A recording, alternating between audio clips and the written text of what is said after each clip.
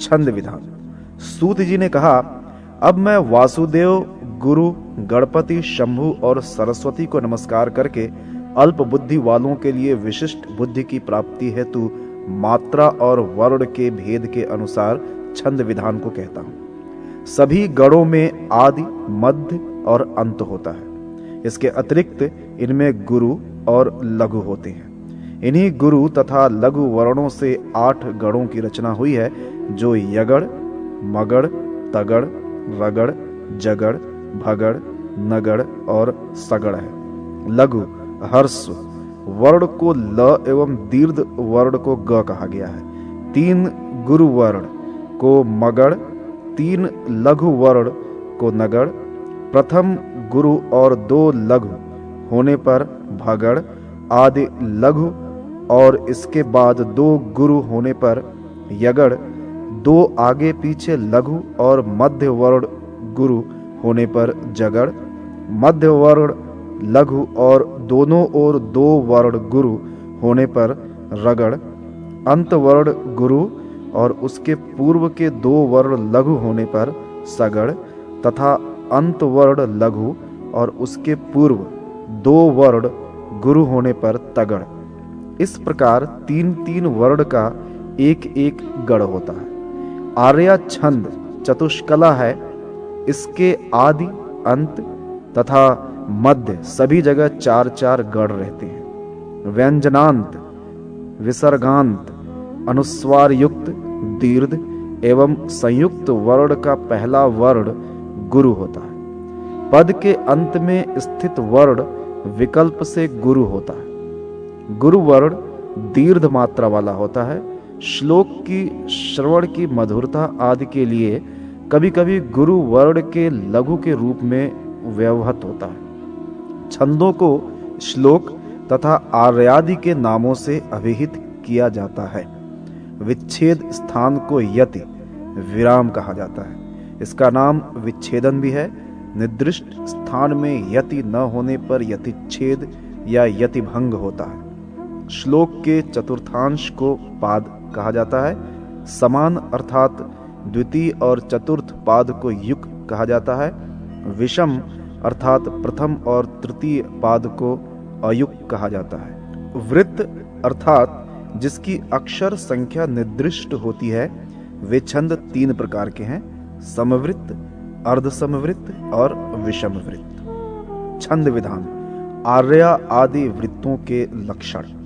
सूत जी ने कहा, आर्या छंद का लक्षण इस प्रकार है। आर्या छंद में 8 गढ़ होते हैं। इसका विषम गढ़ अर्थात प्रथम, तृतीय, पंचम तथा सप्तम सर्वदा जगड़ रहित होता है। यदि छठे गढ़ में जगड़ अथवा नगड़ और एक लघु हो तो उस गढ़ के द्वितीय अक्षर में लघु होने के कारण सुबंत या तिडंत लक्षणवादी पद संज्ञा की प्रवृत्ति हो सकती है।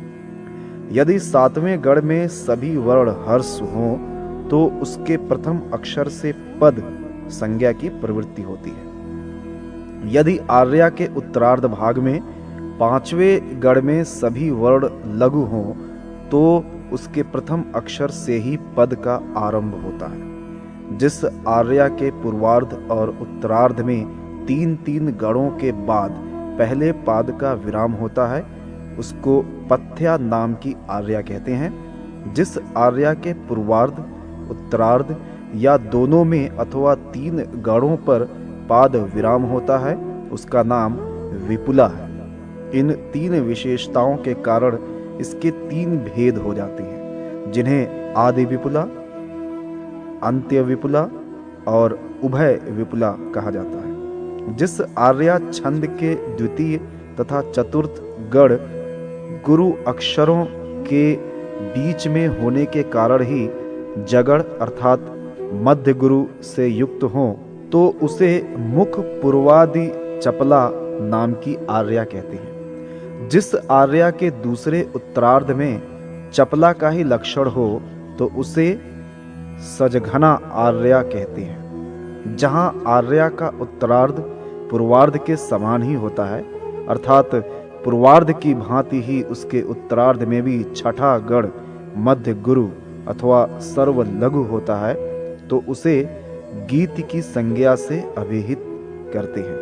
यदि आर्या में उत्तरार्ध की भांति पूर्वार्ध भी हो तो उसको उपगीति आर्या कहा जाता है।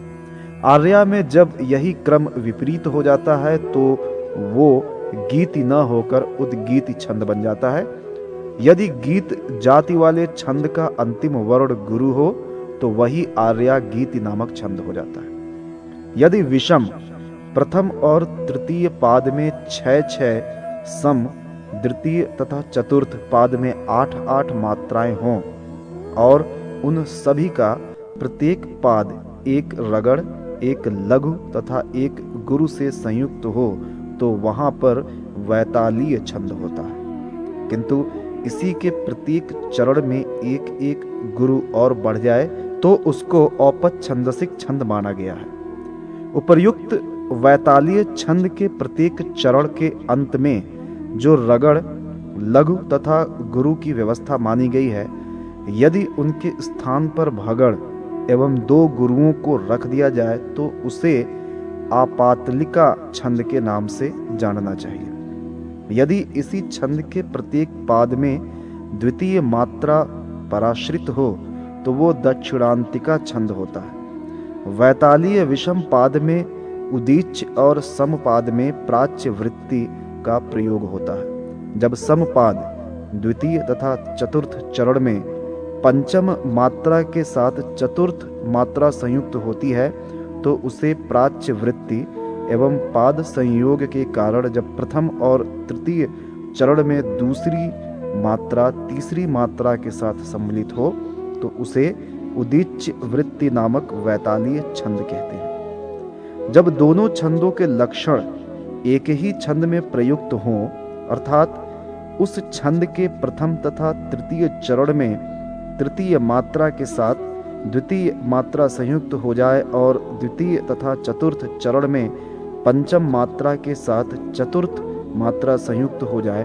तो वो प्रवृत्तक नामक वैतालीय छंद हो जाता है। जब वैतालीय छंद में प्रथम और तृतीय, द्वितीय तथा चतुर्थ चरण विषम पादों के ही अनुसार हों, अर्थात प्रत्येक पाद 14 लकारों मात्राओं से युक्त हो और उनमें द्वितीय मात्रा तृतीय से संलग्न होती हो तो उसे चारुहासिनी वैतालीय छंद कहते हैं। वक्त्र जाति के छंद में पाद के प्रथम वर्ण के पश्चात सगड़ और नगड़ का प्रयोग नहीं करना चाहिए। इनके अतिरिक्त उनमें अन्य किसी भी गढ़ का प्रयोग हो सकता है, किंतु पाद के चतुर्थ अक्षर के बाद भगड़ का प्रयोग उचित है। जिस वक्त्र जाति के छंद में सम, द्वितीय एवं चतुर्थ पाद के चौथे अक्षर के बाद जगड़ का प्रयोग हो तो वो पथ्या वक्त्र छंद है। किंतु कुछ लोग इसके विपरीत प्रथम और तृतीय पाद में चौथे अक्षर के बाद जगड़ का प्रयोग करते हैं। जब विषम पादों में चतुर्थ वर्ण के बाद नगड़ हो और सम पादों में चतुर्थ वर्ण के बाद यगड़ का प्रयोग किया जाए तो वो विपुला नामक वक्त्र छंद है। जब सम पादों में 7वां अक्षर लघु होता है, अर्थात चौथे वर्ण के बाद जगड़ हो तो उसको विपुला वक्त्र छंद कहते हैं। आचार्य सैतव का मत है कि विपुला वक्त्र के सम और विषम सभी पादों में लघु होना चाहिए। जब प्रथम और तृतीय पाद में चतुर्थ अक्षर के बाद यगड़ को बाधित करके विकल्प रूप से भगड़, रगड़, नगड़ एवं तगड़ आदि हों तो वहां विपुला वक्त्र छंद होता है। जिस छंद के प्रत्येक पाद में 16 लकार हों तथा पाद के अंतिम अक्षर गुरु हों उसे मात्रा समक छंद कहा जाता है।